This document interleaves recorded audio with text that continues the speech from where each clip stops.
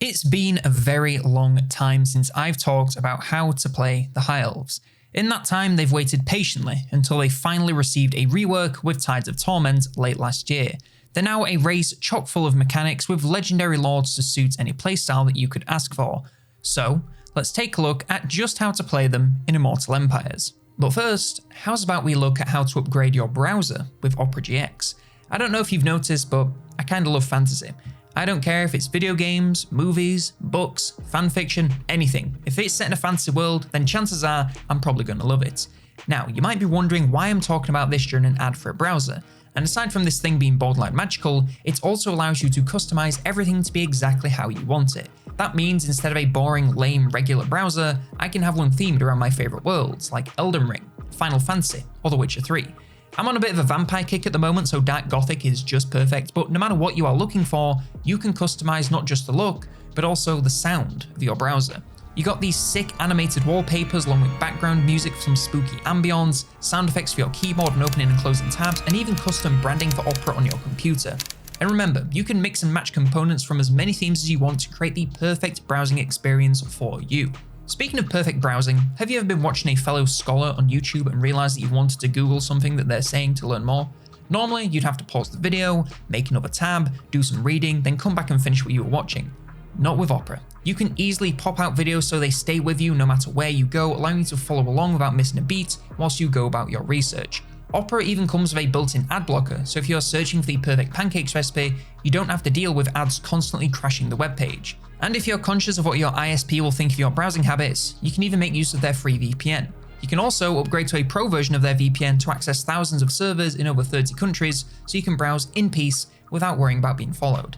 Now look, I get that all this sounds well and good, but changing browsers can be a nightmare. You gotta move over all your bookmarks and settings and a million things that make the hassle not worth it. And that does suck. However, you could also press a single button and boom, everything gets imported just like that. So if you want to hop on Opera GX and stop browsing like a lame-o, just hit the link in the description and download it for free. It literally costs nothing, so just give it a try. What do you have to lose? One last thank you to Opera GX for sponsoring the video, and now let's get back to these Elgi. First up, let's go through their shared campaign mechanics. First of all, influence and intrigue at court. Influence is a resource that all High Elves gain through a large number of methods. It can be earned through buildings, battles, quests, events, and much more. It can then be spent on a large number of actions, but the first is intrigue at court. This allows you to spend influence to manipulate the relations between any two known factions. It can be a little bit niche, but is a good way to make alliances easier to attain, or to turn enemy factions against each other to split their focus away from you. You can also spend influence on lords and heroes with more powerful traits. There are options that cost no influence, but these often come with negative traits, so it's always worth springing for at least the 15 influence options to avoid this. Influence is also a part of a large number of other mechanics, both universal and unique to certain factions, but one of the most important is Patron of the Realms. This is a fairly new mechanic added with Tides of Torment, and it essentially allows the High Elves to claim seats in a similar fashion to the Elector counts. However, instead of requiring you own each province's capital, all you need to capture these seats is a spare lord and some influence. Each seat provides unique bonuses both to the lord and your faction as a whole, and they can all be upgraded 2 times to empower these further. You can claim any seats you want, including those owned by other factions, but they may not take so kindly to you usurping their seats and suffer relations penalties. Equally, your seats can be contested by other lords, meaning you'll need to spend influence and make decisions to either keep them or at least get something out of the loss. The total number of seats you can occupy at once is decided by your level of favour of the Phoenix King. You can increase this by battling against non-High Elf factions, holding patronage positions, and having high relations with the other High Elves. The maximum level of favour is decided by how many settlements are owned by High Elves on Ulthuan, so you'll want to reclaim the entire donut to get this to the max. This mechanic can also be used to confederate all other legendary lords in the faction. To do this to everyone but the High Elf Seat Patrol, you'll need to own their seats at tier 3, and you can see which seats belong to each faction from the map. Once you've done this, as long as you're at tier 5 favour or above, you'll be able to confederate as normal, regardless of relations. This offers a much more reliable method of confederation, as the AI can be fickle when deciding if you're worthy of taking control of its single settlement and army comprised entirely of spearmen. If a legendary lord has been wiped out, you can still do this, but you'll instead simply get access to their legendary lord in your recruitment pool. So even if you're not gaining territory, you can collect all the Pokemon, which is pretty fun too. Their final shared mechanic is Rise, and this one is extremely simple. Once unlocked, you can spend a decent chunk of gold to gain one of 4 sets of temporary bonuses. Each set has their own duration and cooldown, so you want to time when to use them to ensure you're getting the most value that you can. You can empower your mages both on and off the battlefield, fight against corruption and keep armies healthy, empower your economy, or empower your most powerful units and gain magical items. Some factions may have a few different choices than these, but this is the base set that, unless stated otherwise, they all have access to. Now we come to the individual legendary lords and their factions. First up, Lothern, led by Tyrion. His unique mechanic is the Champion of Ulthuan. This mechanic was added to Tyrion with the Tides of Torment update and gives him a new way to spend influence to empower his faction. He gains access to 2 whole new sets of actions. The Air actions allow you to empower your armies and settlements, summon temporary armies, and eventually through research,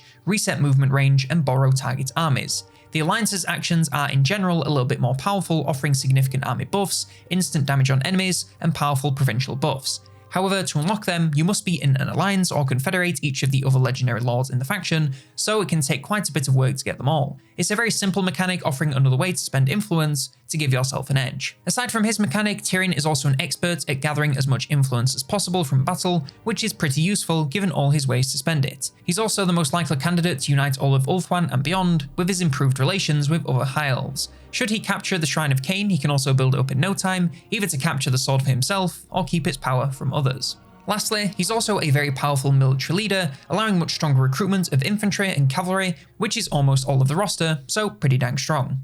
His own army is an expert at making use of their weak units by cutting their upkeep in half and upgrading the recruitment rank of a handful of his favourites. He can still tear up the battlefield later on, but the early game is where you really see him thrive with a pace that few can match. Tyrion, to me, will always be the High Elf that launched 1,000 Total War Warhammer careers. This guy has been my go-to suggestion for new players for years, and even with all of his changes, I still think he's a great pick to introduce you to the game. His starting location allows him to stay very busy by encouraging him to clear Ulthuan of invaders and even go to take out foreign threats before they make it to land. With the new Patrons of the Realms and Champion of Ulthuan mechanics, he's better suited for uniting all of the High Elves under one banner than ever before. You want to farm influence and use it to claim seats to confederate your fellow High Elves.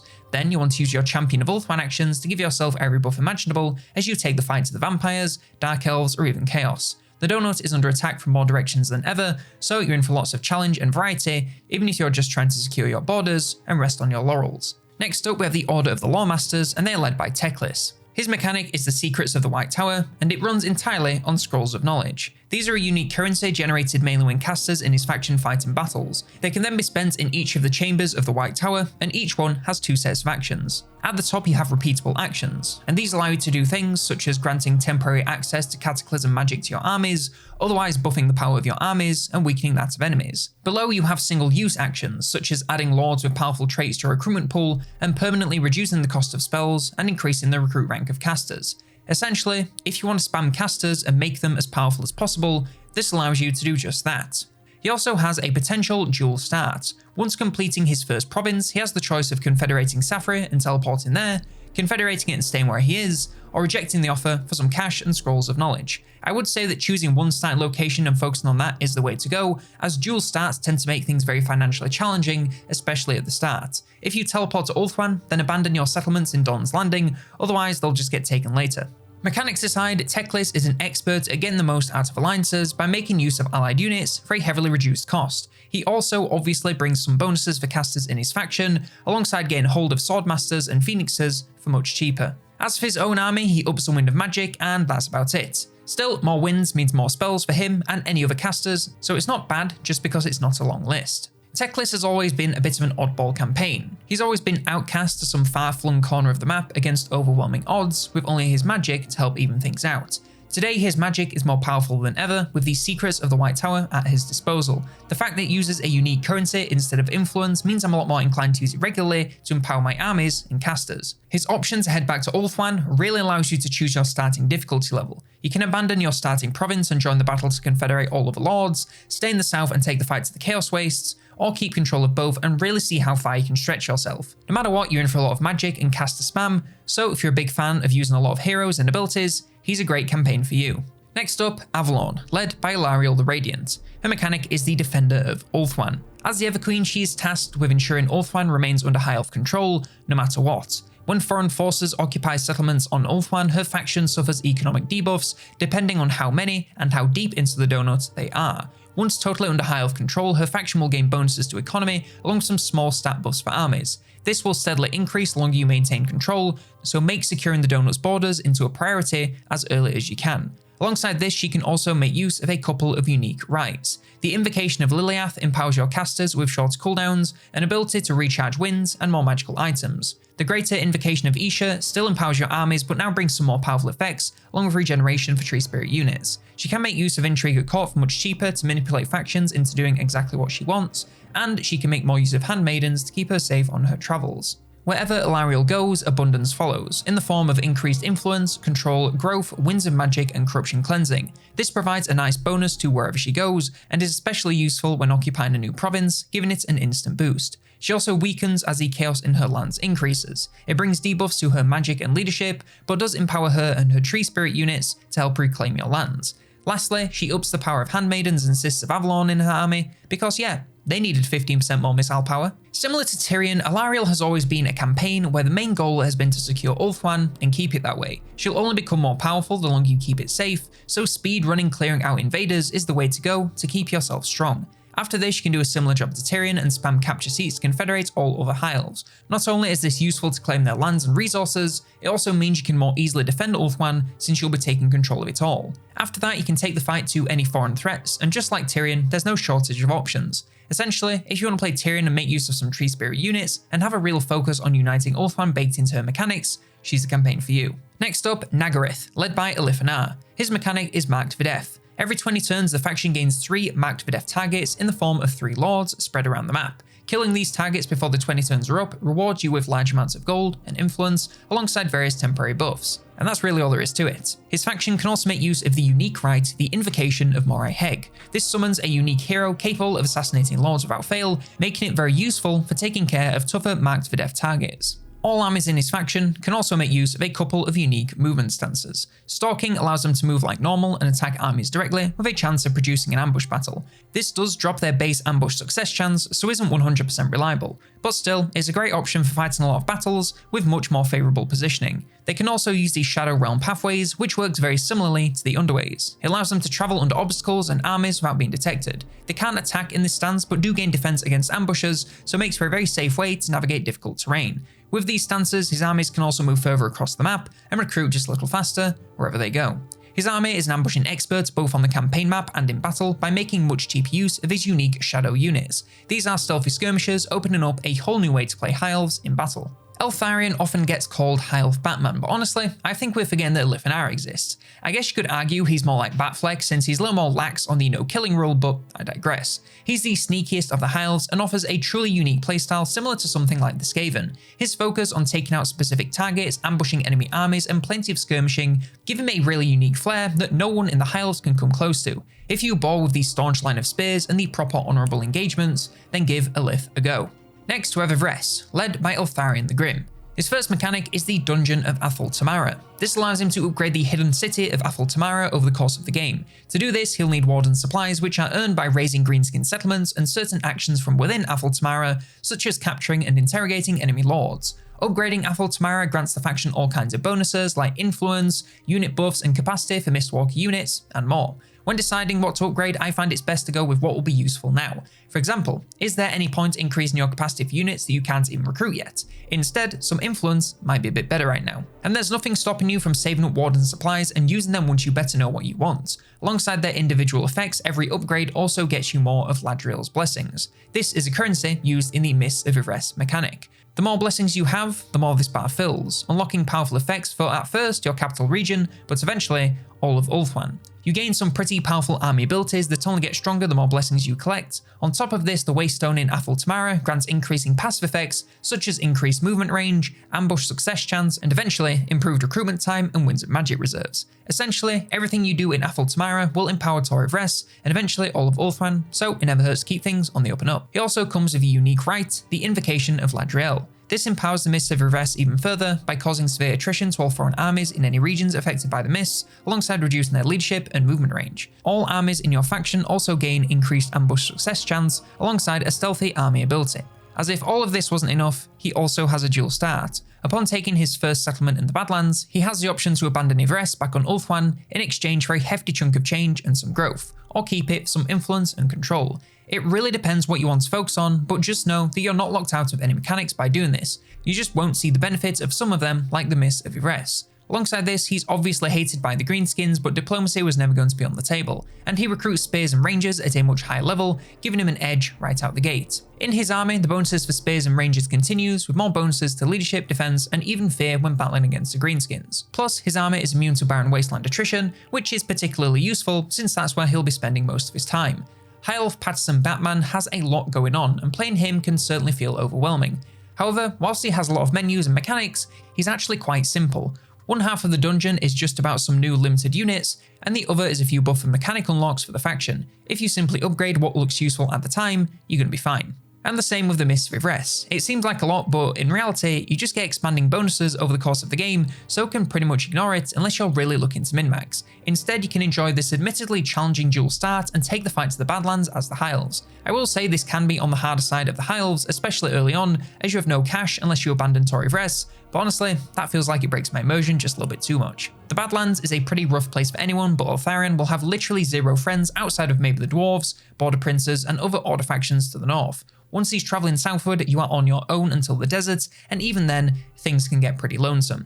So, if you want a challenge that quickly escalates with a crazy level of buffs you can end up with, he's a great choice. Just be ready for the fight of your life against the Greenskins. Next up, the Knights of Kaldor, led by Imrik. His mechanic is dragon taming. 10 turns into his campaign, Imrik receives a marked location in his territory. Upon interacting with it, you are given 4 choices. You can consult the dragon, which exchanges gold for buffs, bargain, which exchanges gold for influence, challenge, which allows you to take part in a quest battle. If successful, you'll unlock that dragon for use in your own armies, or you can leave it be, in which case it will just come back later. It's very simple, offering you powerful buffs and units over the course of the campaign. After the first appearance, they pop up every 20 turns, so you'll have plenty of encounters over the course of the game. He also has access to a couple of unique rights. The Greater Invocation of Vol brings powerful army buffs alongside the same army ability as the regular Invocation.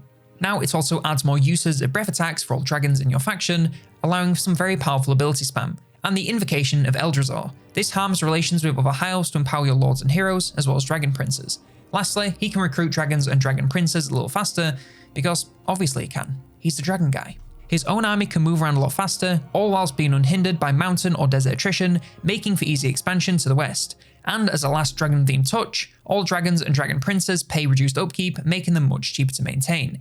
Imrik has a very straightforward campaign, but that doesn't mean he's not powerful. Getting access to dragons as early as he does allows him to steamroll just about everything nearby with ease. Fair enough, some of the taming battles can be challenging, but once you get through one, it's very easy to roll through the others as you fill his army with more and more powerful dragons. His starting location would be challenging for a lesser faction, but for him, it's more fuel for his radiance. Yes, that is a Hannibal reference. And honestly, I don't think there's more to it than that. I mean, he's also good at using dragon princes, but they're just kind of fine, especially when compared to actual dragons. Just build up a big old dragon hunting army, and once you get one, you're off to the races. And lastly, we have the High Elf Sea Patrol led by Sea Lord Aislinn.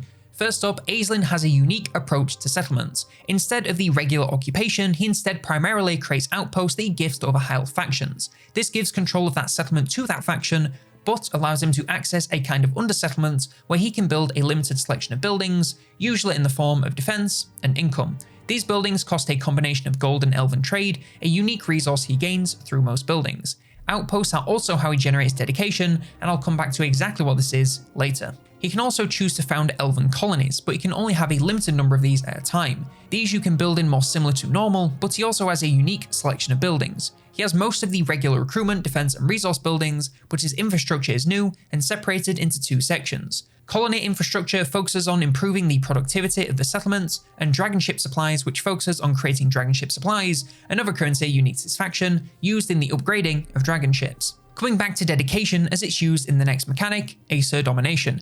Dedication allows you to unlock various buffs in 3 categories. Colony focuses on upgrading all settlements in the usual ways you'd expect, so income, control, build speed, and so on. Outpost is all about outposts and improving their stats in various ways, and Dragon Ship is all about improving dragon ships and other armies in your faction. Every dedication you unlock increases the cost of all others in that group, so it can be worth spreading them around to get the most value in the shortest period of time. Once you unlock 2, 4, and 6 dedications in each category, you also gain increasing rewards in the form of bonus income and extra capacity for elven colonies and dragon ships. Along the bottom of this menu, you can also see all other known High Elf factions and how many outposts they've been given. You can consult these leaders in exchange for various rewards, and the more outposts they receive, the greater the rewards. So if you really want to min-max this mechanic, it may be worth committing to one faction at a time to ensure you get the most rewards out of them as you possibly can. And lastly, they also have access to dragon ships. These work like any other army, but can carry around a mini settlement full of buildings, similar to a horde. This can allow them to recruit the entire roster on the move, alongside providing their and nearby allied armies with all kinds of buffs and bonuses. To build these, you need growth and dragon ship supplies. Growth is accumulated over time in each individual army and can be sped up by Lord skills. Dragon ship supplies are generated in elven colonies, and this will be very slow at the start, but quickly picks up as you build more colonies and buildings. Since resources are limited early, I'd advise maxing out each dragon ship before building another, as otherwise you'll be splitting your limited resources and end up with 2 half-assed dragon ships instead of one whole ass? Who wrote this? The bottom line, these are super duper powerful armies that can recruit wherever they are and super buff their units, so use these rather than regular armies wherever you can, and upgrade them as much as you possibly can as soon as you possibly can. He also has access to the unique right of Mathlan. This grants huge unit buffs for all sea-based units, alongside speed for all armies battling at sea. All armies in his faction are also experts at navigating the seas. This means immunity to sea-based attrition, fast use of sea lanes, no penalties when moving between sea and land, and even access to the missed landing stance. This allows essentially teleportation from water to land, even allowing you to instantly attack armies and settlements. And naturally, he can also recruit all sea monster units much quicker. His own army can attack coastal settlements from the water without even having to make it to land, and move even faster when on the water. All ranged units gain massive missile bonuses when fighting at sea, and all sea-based units, both monsters and ship's company, pay reduced upkeep, making for some cheaper, more powerful armies. Aislinn has the most unique campaign gameplay of all the High Elves, and it's not even particularly close. You're essentially playing a horde campaign that takes the occasional settlement, its only real use is funding your hordes. It is a little bit heavy on all the extra currencies, but since they're all mostly used for one thing each, it's not all that hard to keep track of them. It's a cool twist on how Tyrion and Alarielle play to unite the High Elves. Aislinn is doing the same thing, but instead of taking control via Confederation, he instead wants to give outposts to as many of them as possible and keep them in-game as powerful allies. It's a very fun, non-committal playstyle where you rock up, plow through whatever enemies the game puts in front of you, before sailing off into the sunset in search of the next quarry. I will say that he's extremely strong once you finish your starting province. Once dragon ships get on a roll, they are so stupidly strong that not much can stop you. Having a few elven colonies pumping out supplies means you can build them up in no time. Still, it's a really fun, unique campaign, just be aware that you may get on a roll pretty early. But what I want to know is, which is your favourite of the Elven Lords? Are you a classical Tyrion enjoyer, or is one of the Batmen more to your preference? Let me know in the comments below. Don't forget to check out Opera GX at the link below to upgrade your browser for free. Like the video if you did, subscribe for more, and if you want another video like this, then check out this video all about Slaanesh in Immortal Empires.